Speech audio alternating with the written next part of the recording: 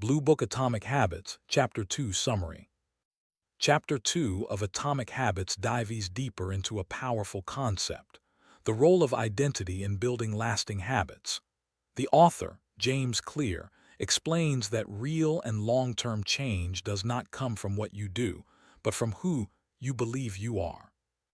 This chapter shifts the focus from goals and results to identity and beliefs, showing that lasting habits are built when they become part of your identity.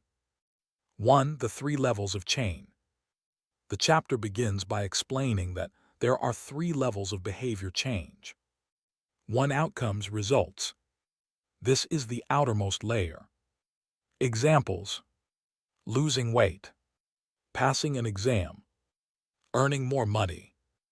Most people focus only on outcomes. 2. Processes, habits, and systems. This includes the actions you take to achieve results. Examples: exercising daily, studying regularly, working consistently. This is where habits exist. 3. Identity, beliefs, and self-image. This is the deepest level. It includes your beliefs, your values, how you see yourself. Examples: I am a healthy person. I am a disciplined person. I am someone who learns every day. Backhand index pointing. Right, the author explains that true change happens at the identity level. 2. Why identity matters. Many people try to change their habits without changing their identity. For example, a person says, I want to quit smoking, but deep inside, they still see themselves as a smoker. Because of this conflict, the habit often returns. The author explains that when your actions do not match your identity, your mind feels uncomfortable. Eventually, you return to behaviors that match your self-image. 3. Identity-based habits versus outcome-based habits. The chapter compares 2 approaches to habit change. Crossmark outcome-based habits. Focus on what you want to achieve. Example: I want to lose 10 kg. I want to run a marathon. Problem: once the goal is achieved, motivation often disappears. White heavy checkmark, identity-based habits. Focus on who you want to become. Example: I am a healthy person. I am a runner. When habits are connected to identity, they become more natural and long-lasting. 4. Changing identity through small actions. One of the most important ideas in Chapter 2 is backhand index pointing. Right, every action you take is a vote for the type of person you want to become. For example, when you exercise, you are voting to become a healthy person. When you read, you are voting to become a learner. When you practice English, you are voting to become a fluent speaker. This is especially useful for you since you want to improve your English. Even small daily practice builds the identity of a confident English speaker. Each small action strengthens your identity. 5. The feedback loop between habits and identity. The chapter explains that habits and identity are connected in a loop. Your habits shape your identity. Your identity influences your habits. For example, if you believe I am not good at English, you may avoid practicing.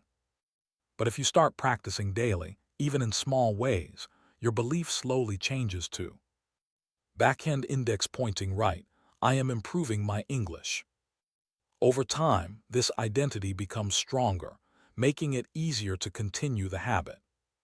6. The problem with fake identity change. The author warns against trying to change identity without evidence. For example, if someone says, I am a disciplined person, but never takes disciplined actions, the belief feels false. True identity change requires proof through action. Even small actions provide evidence. For example, writing 1 paragraph, right arrow proof, you are a writer. Exercising for 5 minutes, right arrow proof, you are active. Practicing English daily, right arrow proof, you are improving. Small wins build confidence and identity. 7. Focus on becoming, not achieving. The chapter encourages readers to shift their mindset. Cross mark instead of asking, "What do I want to achieve?" Heavy check mark ask, "Who do I want to become?" This simple shift changes everything. For example, instead of "I want to get fit," write arrow, "I want to become a healthy person." Instead of "I want to earn money," write arrow, "I want to become financially smart." Instead of "I want to learn English," write arrow, "I want to become a fluent English speaker." This mindset creates deeper and more lasting motivation. 8. The two-step process for changing identity. The author provides a simple two-step method.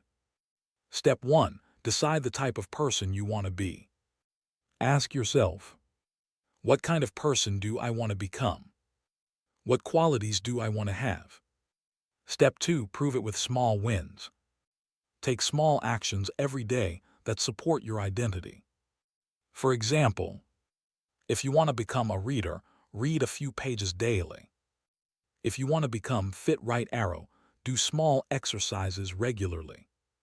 If you want to improve English, write arrow, practice speaking daily. Over time, these actions build a strong identity. 9. Why this approach works. Identity-based habits work because they align your actions with your beliefs. When your identity supports your habits, you don't rely on motivation. You don't feel forced. You act naturally. For example, a person who identifies as a non-smoker does not struggle to avoid cigarettes. It becomes natural behavior. Similarly, if you see yourself as a disciplined person, you naturally follow good habits. 10. Breaking bad habits using identity. The chapter also explains how identity can help break bad habits. Instead of saying, "Cross mark, I am trying to quit smoking," say, "Heavy check mark, I am not a smoker." This small change in language reflects a deeper identity shift. When identity changes, behavior follows more easily. 11. Long-term impact of identity-based habits. Identity-based habits create long-term success because they build consistency, increase confidence, reduce inner conflict, make habits automatic. Instead of forcing yourself every day, your behavior becomes part of who you are. 12. Key lessons from Chapter 2. The main lessons from this chapter include: 1. There are 3 levels of change: outcomes, processes, and identity. 2. True change happens at the identity level. 3. Identity-based habits are more powerful than goal-based habits. 4. Every action is a vote for the person you want to become. 5. Small habits build identity over time. 6. Habits and identity influence each other. 7. Focus on becoming, not just achieving.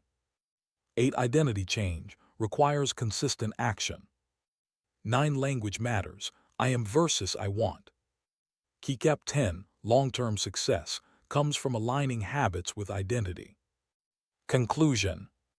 Chapter 2 of Atomic Habits teaches that lasting change is not about what you achieve, but about who you become.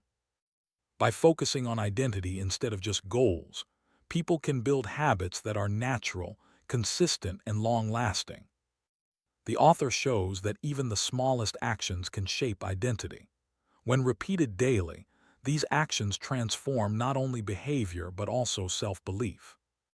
In simple words, backhand index pointing right, change your identity, and your habits will follow.